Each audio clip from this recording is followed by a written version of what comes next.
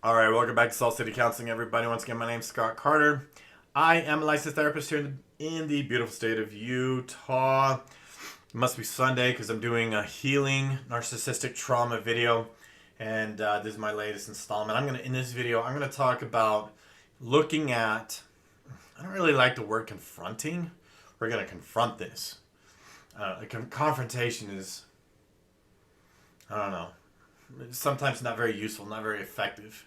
If you're creating a lot of resistance, this is just intended to take an honest look at something. Because psychologically, when we take honest looks at things, it therefore cannot remain in the shadow. It's like shining a light on something. Okay, a lot of things in our psyche remain powerful or continue to have a strong grip or hold on us when those things are able to remain in the shadow. Things that are of a shameful nature, for example.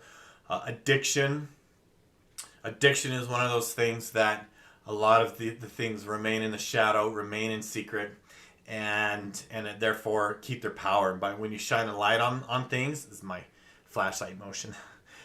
When you shine a light on stuff and you bring light to it and you look at it honestly, it can often lose its power. So we're going to talk about this big thing that narcissistic types have a tendency to put into your brain. And we're just going to have an honest talk about it so that you can maybe look at it, okay? Before I get into that, we're going to get some housekeeping out of the way, but just consider this. As I go through this, for those of you that are following this series, as I go through this and I talk about this big thing, right? This thing that stays in the shadow, I want you to notice. I want you to be mindful. Mindful is just noticing. Notice how you feel. Be mindful of how your feelings come up, and if there's an older version of you that might revisit, and just notice that, okay? Because that's really important. It's important to notice it and stay and lean in that discomfort instead of running from it or avoiding it, okay? Because narcissistic types have a tendency I really believe they have a lot of shame, have a lot of unconscious shame, guilt and shame, or subconscious guilt and shame. They have a way of implanting it into us. It's just so strange. There's so many things, as I've thought about the narcissistic types, borderline 2, so many things about them that are really strange. That might be another video for things that just where you're like, this is so bizarre. Like, for example, how like almost every single mom with borderline personality disorder acts exactly the same way. Says exactly the same things. I'll make that video if you want. Leave a comment in the section below if you want that video. Let's get some housekeeping out of the way. If you're new here, I hope that you will subscribe, share, like, all that stuff. If you really like my content, please hit the tip jar. Cash App, Venmo, PayPal. I love viewer questions. Send them along. You can comment in the sections below. You can email me, scottc@saltcitycounseling.com. If you need some consultation, some coaching on your high conflict divorce and custody, advice, direction that frankly attorneys cannot give you, they will tell you that they can. They're lying. They're liars. They want your money. I've had a few people recently like, why would my attorney tell me this? They want your money, man. They're like, oh yeah, I'm totally good at that. Sure, here a $3,000 retainer. Sign here, please. Crooks.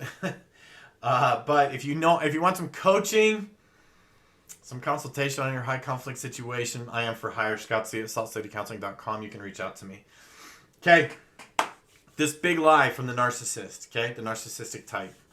Okay? And that is, basically it is implied, and you get the feeling, the deep, strong, shameful feeling or sense of you are very bad. And if other people saw what I see in you, they would reject you. They would not love you. They would hate you. They would see you as awful as I see you. And they rarely use these words, but man, it's strongly implied. And it's weird because I've been around these types long enough that they just give off that vibe. Like there's almost that feeling like they detest you. Mainly because they detest themselves, frankly. That's the truth, by the way. Narcissistic types actually detest themselves. And I found that those with borderline are way more dialed into that, way more likely to admit it. Narcissists never will, because that would make them vulnerable, and they have this massive aversion and avoidance of vulnerability. So you wouldn't see them do it. But this big lie is essentially that I see something in you, and that something is awful. That something is horrible, and you should be ashamed of it, right? And so people get into this mode of avoiding that introspectiveness, that true soul searching, that deep dive into the self.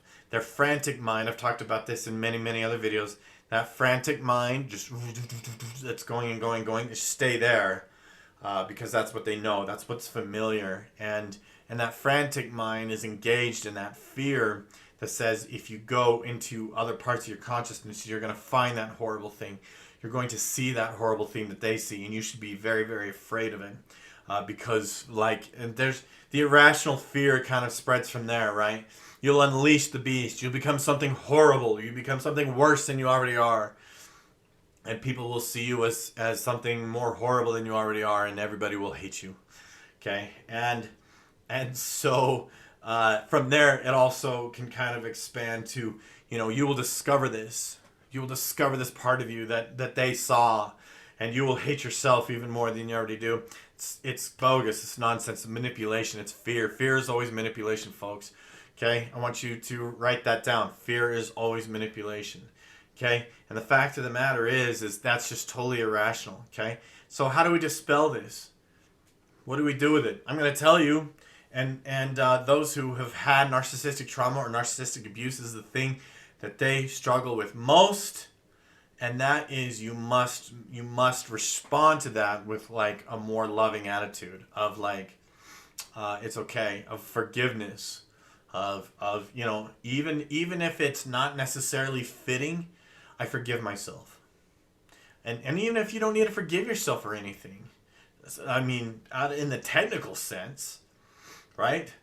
But if you cultivate that emotion, right? I forgive you. I'm forgiving myself, right? And forgiveness is basically like, I love you even if maybe there is something horrible, right? I'm letting this thing go, right? Because it's controlling me. Personal forgiveness is really an act of self-love. This is self-compassion, self-respect, okay? And the thing is if you want to get through this, if you want to get over this, you've got to take that step. And people will say, well, it feels like a lie. Well, you can't always trust your feelings. In fact, most of the time you can. Your emotions, honestly, it's almost like, what is the best way to, I think emotions are very similar to like a ripple in a pond. If you throw a rock in there, okay, and the ripples are only the result of the rock going in the pond. It doesn't mean that the ripples themselves, the ripples don't cause the ripples. They're just ripples, right?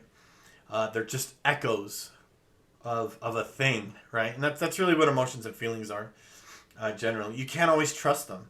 So I will tell people, like, I want you to practice this. Do it for 30 days. I forgive myself, okay? Cultivate that positive emotion. Plant the seed in you. Cultivate that positive emotion.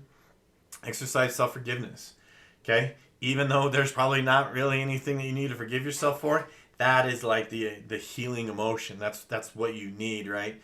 And in a sense, you can reparent yourself. Imagine that someone of a higher authority, like a parent, is coming into your life and saying, I don't care what you've done.